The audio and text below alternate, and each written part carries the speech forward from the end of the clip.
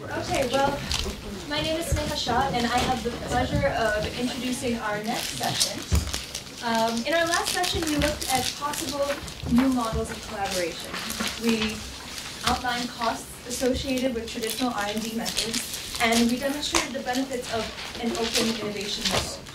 We also talked about the need to de-link R&D costs with the actual prices associated with the drugs, and how, possible ways to do that. And we also discussed the need to steer and finance needs-driven medical R&D. To follow up on that conversation, we are now going to continue to discuss how to increase collaboration for global health by exploring current efforts to promote innovation for neglected and rare diseases. We will see how product development partnerships working on neglected diseases, as well as disease-specific foundations, have addressed challenges associated with development, and we will also discuss the potential for open science for these groups. The speakers of this session will highlight lessons from their own ventures and from other past ventures, and will discuss broader implications of these lessons for future innovation in global health. I would now like to introduce our panelists, Mr. Josh Sommer, Professor R.T. Rai, and Miss Rachel Cohen. Mr. Josh Sommer, a former Duke student, is the executive director of the Chordoma Foundation. The Chordoma Foundation is a nonprofit organization which proactively initiates, facilitates, and funds research to develop effective treatments for chordoma, which is a bone cancer of the skull and spine. Josh co-founded the foundation in 2006 to speed the pace of chordoma research after he himself was diagnosed with a skull-based chordoma during his freshman year here at Duke. The foundation catalyzes new discoveries by facilitating the flow of information between a network of over 170 affiliated researchers, brokering collaborations, and breaking down barriers that impede progress. In addition to his work at the Chordoma Foundation, Mr. Sommer serves as a fellow in strategic philanthropy and health in Duke's program on global health and technology access. And he is also a member of the National Cancer Institute Directors Consumer Liaison Group. For his efforts to advance chordoma research, Mr. Sommer was awarded an Echoing Green Fellowship for Social Entrepreneurship, and in 2008 was honored by ABC News as Person of the Year. We are extremely fortunate to have Josh here with us today, not only because of his first-hand perspective and expertise on the role of collaboration in disease research, but also because he is an inspiration for many of us students who aspire to follow in his footsteps and contribute to the realm of innovation in health. Also joining us is Professor R.T. Rai, Alvin R. Laddie Professor of Law at Duke Law School and member of the Duke Institute for Genome Science and Policy. She is an authority in patent law, administrative law, and innovation policy. Professor Rai's academic research has focused on innovation policy in areas such as synthetic biology, green technology, drug development, and software. She is published widely in both peer-reviewed journals and law reviews, and she is the editor of Intellectual Property Law and Biotechnology, Critical Concepts, and has also co-authored a casebook on law and the mental health system. However, Professor Rai's expertise in innovation policy is not only founded in her work as an academic scholar, but also in her experience as the administrator of the Office of External Affairs at the U.S. Patent and Trademark Office from 2009 to 2010. It is this dual perspective that makes Professor Rai one of the world's leading experts in her field. We are also pleased to welcome Ms. Rachel Cohen, who joined the Drugs for Neglected Diseases Initiatives as Regional Executive Director for North America in January of 2011. Ms. Cohen has been working in the global health and humanitarian field for over 15 years, primarily with Doctors Without Borders. Most recently, Ms. Cohen served as head of mission for Doctors Without Borders in South Africa and Lesotho, where she oversaw numerous medical programs including HIV, AIDS, and tuberculosis treatment in rural and peri-urban areas, primary health care for Zimbabwean refugees, asylum seekers, and migrants, as well as emergency care for survivors of sexual violence. Ms. Cohen now serves on the board of directors of Doctors Without Borders Operational Center in Brussels. It is this extensive experience with working directly with the populations that are the end users of the innovation we're talking about in this conference, as well as her experience as a leader in the Drugs for Neglected Diseases initiative, which is one of the most unique product development partnerships, that makes Ms. Cohen the ideal person to speak about what is truly needed in order to jumpstart innovation in our current environment. Please join me in welcoming our three panelists.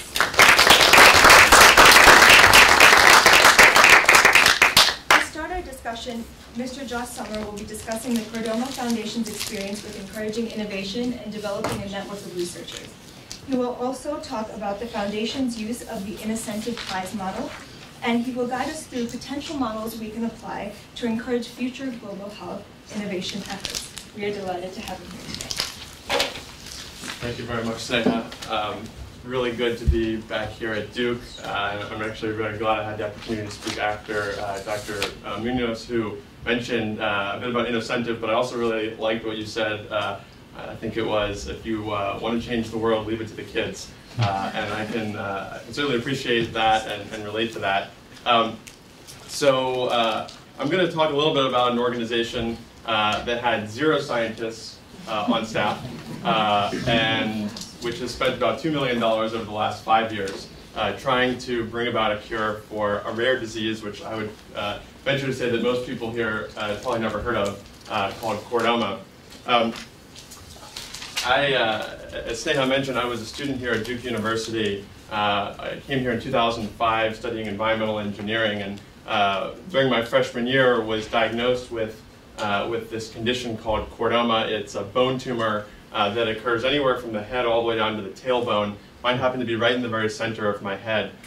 Fortunately, I was able to have the tumor removed, but after I got the diagnosis, what I found was really quite disturbing. So chordoma, unlike many of the other diseases that we've discussed here today, is really on the rarest of the rare end of the spectrum. It affects about 300 people per year in the United States. It has an incidence of about 1 per million. So in terms of a market, there really is none. It affects people of all ages, from the elderly to children, and like I said, it occurs from the head all the way down to the tailbone. The disturbing statistics, and something that I wasn't ready to accept as an 18-year-old college student, was that the average survival for this disease was about 7 years. And beyond surgery and radiation therapy, there really weren't any effective treatments. There were no approved drugs. The cure rate was about 30%. So, having a lot to look forward to, wasn't ready to accept those statistics, and was very determined to try to do something to change these odds.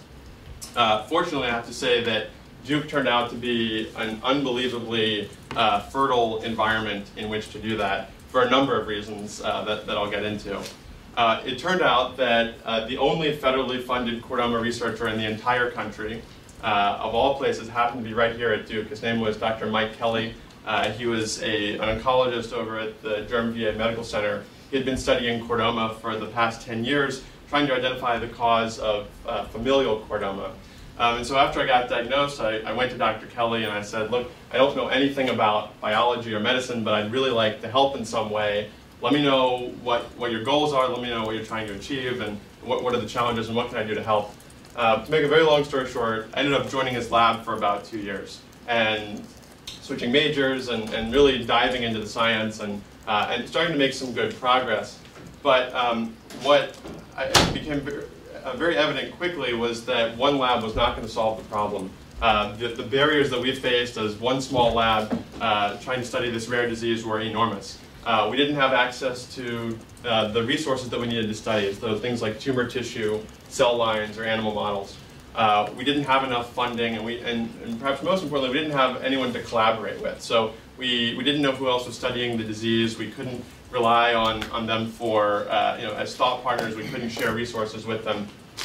And so we started branching out and trying to get in touch with other labs that perhaps had published on chordoma, or labs that were studying related diseases, and trying to see if we could get them interested to be able to bring their expertise to bear on this disease. The idea being that if you're studying lung cancer or breast cancer, a particular pathway in those diseases, that adding chordoma in parallel could be synergistic and would be a way to leverage those resources to advance research in chordoma. Well, what we found was that there was a lot of interest in the disease. Lots of people were fascinated by it and had a desire to work in it, but their hands were tied primarily because they didn't have, as I mentioned, the raw materials, the cell lines, the animal models, the tissue. What we realized was there was this negative feedback loop happening whereby because there weren't these resources to work with, people weren't able to generate preliminary data, and that's critical for getting grant funding, and so there was no NIH funding. As a result, there was no one working on chordoma full-time, and therefore no one to collect the tissue, no one to generate the cell lines, no one to generate the animal models. So we were really stuck in this rut that we had to get out of. That's where the Chordoma Foundation comes in. In 2007, my mother and I started the Chordoma Foundation to break out of that negative feedback loop and really to try to drive forward research in a systematic manner as quickly as possible. And we do that by doing three things, trying to solve the three problems that I mentioned: access to scientific resources, of course funding, and then the flow of information or communication and collaboration between labs. The very first thing we tackled was this issue of communication and collaboration. There were a handful of researchers across the globe who were, I would say, dabbling in chordoma, but really no community, no information flow between them, no coordinated effort to advance the science of chordoma. And so we partnered with the NIH back in 2007 to host the first International Chordoma Research Workshop. This was the first time that anyone, that scientists had ever come together to identify the knowledge gaps in the field, to identify priorities, and really to come up with a plan for how you take this poorly characterized disease with few treatment options and very little research happening, ultimately develop treatments for it. Out of this conference came our first research roadmap. Basically, this is our plan for accelerating research for chordoma, starting with essentially coming out of the end zone, even setting the stage for making research possible, developing repositories of tissue, developing cell lines, developing animal models, developing a patient registry, and then moving into discovery science, but also taking an approach that Dr. Munoz mentioned, whereby we're screening FDA-approved drugs against the cell lines and the animal models that have been developed, and then right on through clinical trials. Now, I'm going to, in the interest of time, skip a lot of years and a lot of progress and focus on just a couple of things that I think might be of relevance to this particular conference. So as Sneha mentioned, we've now built a network of about 170 researchers across the globe. They're all loosely affiliated. Not all of them are talking with one another. We are essentially the central node in the network, staying in touch with each of these researchers on a regular basis, keeping track of the research that they're doing, keeping track of the discoveries that they make, and importantly, keeping track of the roadblocks that they're facing. And we try as much as possible to be a broker between different groups. So if one group runs into a problem and we know that another group has the solution, they might not know of one another, but we can broker that collaboration and break the logjam in many cases. We've also created a tool on our website whereby we've populated a directory with the contact information for all these researchers, and importantly, a summary of the research that they're doing, their research interests, and the resources that they can bring to bear. So whether that be some sort of technique that they can offer, whether that be some sort of reagent that they can offer, so that if someone is interested in studying chordoma but they don't have, there's some missing ingredient, they can go to this directory and figure out who might they be able to collaborate with. And then in addition to us being able to populate this database, of course, we allow researchers to go in there and populate their own information. What we found, though, was that we tried to reduce the friction as much as possible. We found that until there was a critical mass of information there, no one really wants to invest the time to update this, so we really had to do a lot of the work for them. The one other thing I'm going to focus on now is our use of prizes to spur the development of chordoma cell lines, which is really a critical reagent for enabling all sorts of downstream research, including the drug repurposing that I mentioned earlier. So we view one of the central functions of the Chordoma Foundation as supplying the means of research. Much like owning the means of production, we believe that it's important for an organization whose sole mission is to advance the development of new treatments and improve patient outcomes to, if not own, at least be in a position to distribute and make available the means of research, to enable research in the broadest possible fashion. So just to give a bit of background here, to frame the situation, back when I was working in the lab at Duke, we had searched the literature and we identified 7 chordoma cell lines out there. Now, for those of you who might not be familiar with cell lines, basically they are tumor cells that are taken from an individual's tumor and grown in culture, in a petri dish, essentially, in a laboratory. They continue dividing indefinitely, and they are a renewable resource that can be used for any number of experiments, including drug screening. So we tried to get all these cell lines sent to Duke so that we could do a number of experiments with them. And what we found was that out of these 7 cell lines reported in the literature, we were able to get 5 of them sent here, plus 1 additional unpublished cell line. And unfortunately, what we found was quite disappointing, that of these 6 cell lines, only 2 of them turned out to be valid chordomas. That means that there was a number of cell lines that were out there in use that people were generating data on that indeed had no bearing on the disease. So some of them were mouse cell lines, others were other types of cancer, some were just normal transformed cells. And so if, there unfortunately is not a whole lot of incentive in academia to kind of check these details and get these details right. If you're publishing a paper, no one's going to bother, the peer reviewers are not going to check the validity of your cell line. When you're applying for a grant, the study section is not going to make sure that you've validated your cell lines. So ultimately, unless your end goal, unless your only measure of success is improving patient outcomes, sometimes these logistical issues get ignored. And so we published this paper, and actually it turned out to be in 2010, where we characterized all of the existing chordoma cell lines, invalidated several of the ones that were not chordoma.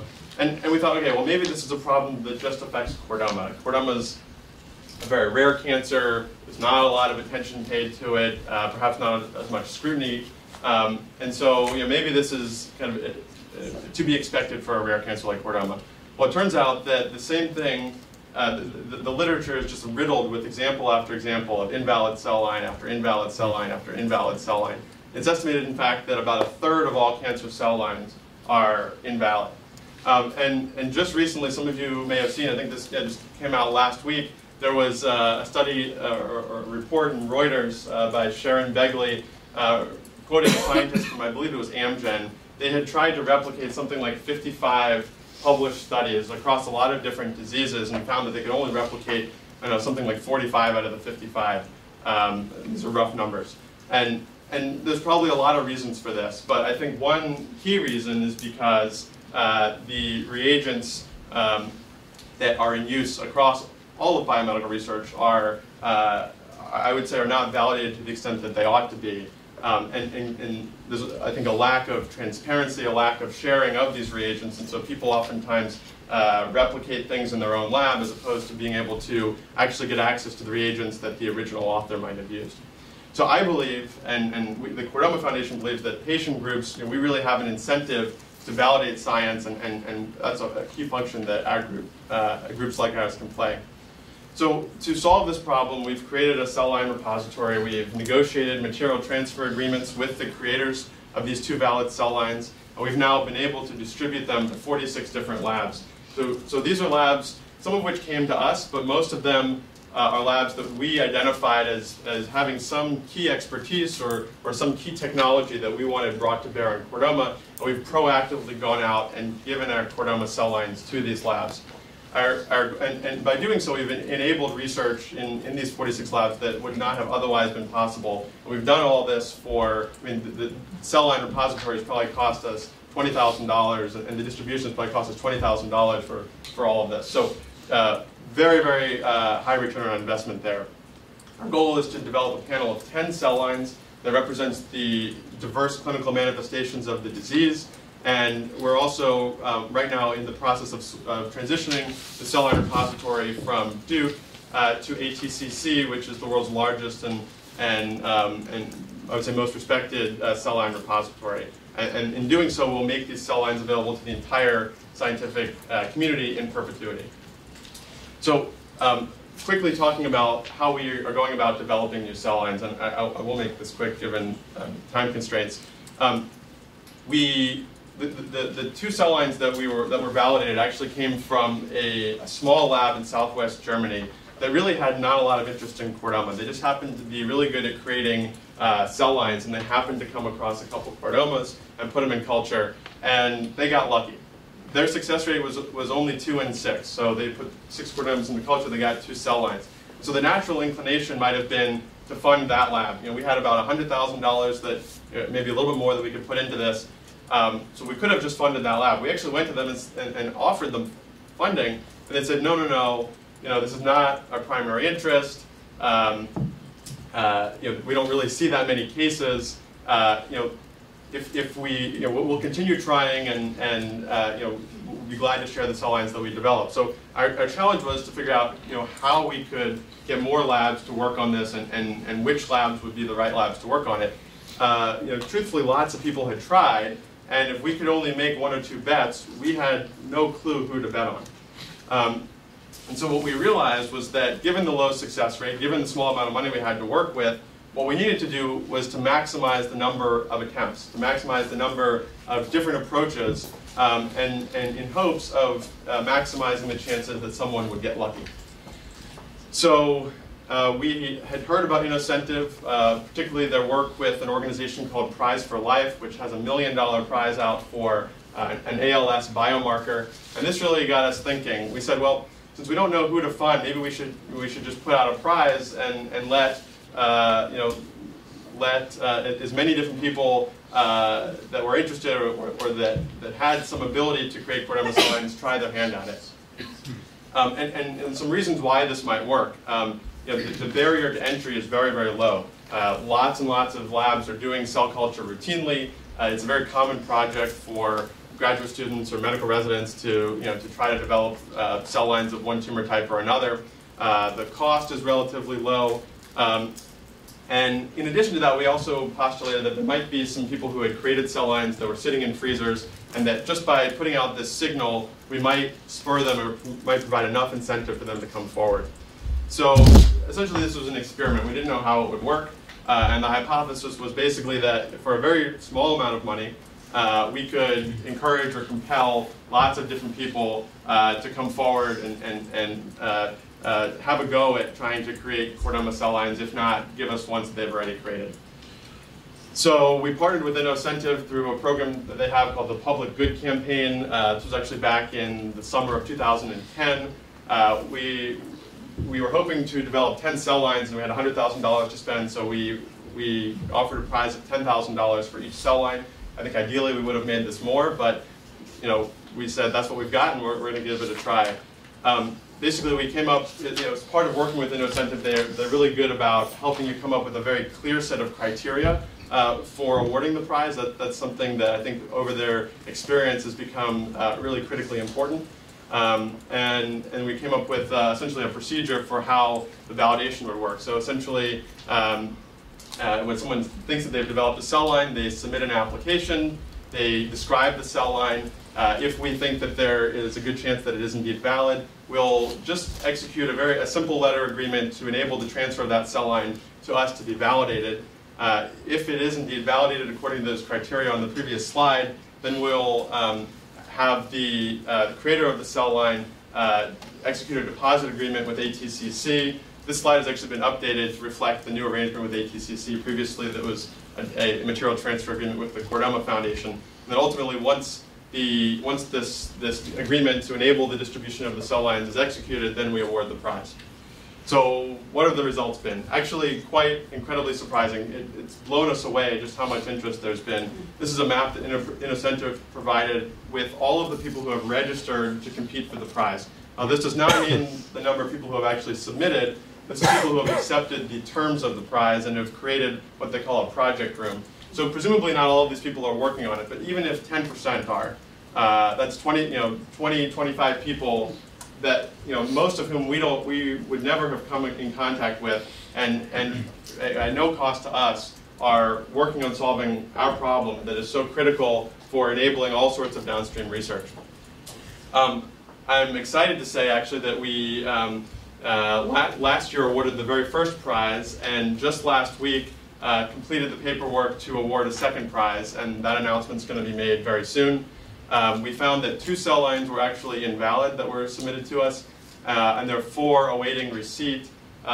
There's some issues with customs getting cell lines out of China that's holding up us validating a couple additional ones. And I have to say that the timing is incredibly serendipitous. Literally this morning I just got an email from yet another group in Rome that is intending to submit cell lines to us. So it continues to work, and I think in short order we'll achieve the 10 cell lines that we're looking for. So lessons learned, essentially, for almost no money, very little money, you can spur research in a huge number of labs. You can get other people to bring their expertise to bear on your particular problem. In the case of this particular challenge, it's taken, it's going to, when it's all said and done, be 2 or 3 years before we build out this panel. Most of InnoCentive's prizes and challenges are on a shorter time scale. So I think it's important to judge success not immediately, but in the long term. And one of the things we found was that one of the most time-consuming aspects of this whole process has been material transfer agreements, and I'm glad that Professor Rai is going to be speaking about perhaps some of these issues, because I think there's so many non-scientific barriers that slow down science. So the final thing that I'll just close on is that arguably none of you in here should care about chordoma. You have a better chance of getting struck by lightning than of getting chordoma. But the thing is that chordoma is actually just one of hundreds of rare cancers. So when you add them all up, they account for 1/4 of all cancer cases. So that's a staggering public health problem.